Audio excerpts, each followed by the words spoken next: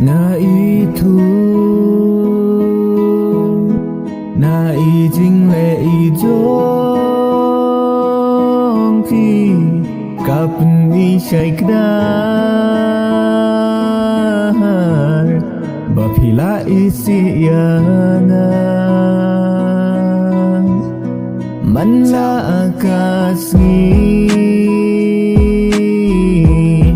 bang ju kol ya phi Shim yaka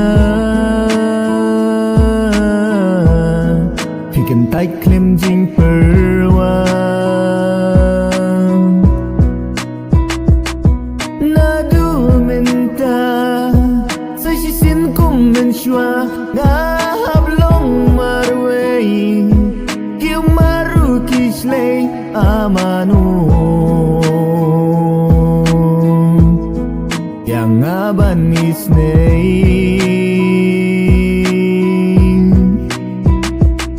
Nakaliang jong nga ladang abakla o ngam kwa penksan ngaru nga don jingduna atoma ladang abakla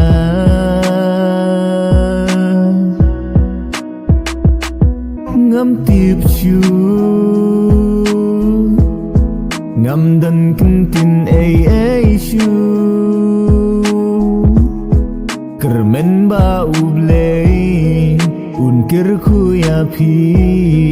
habaro shi jing im kublei shi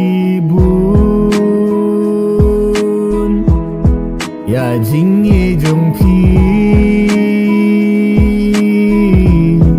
Wala tang sipon Usin tiu utlor Kermen pin siam biang syawai Nadu menta Sa shisin kum menchua Nga hablong marway Kiu madru kishlay amanu Yang abanis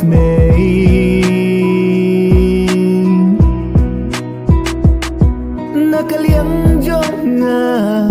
ladang abakla o ngam kwa pensan ngaru nga don jingduna atuma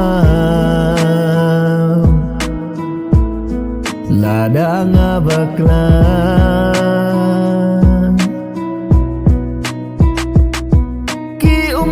Ki jau kum no king an yan Men sim kapang don ru kapang da kum no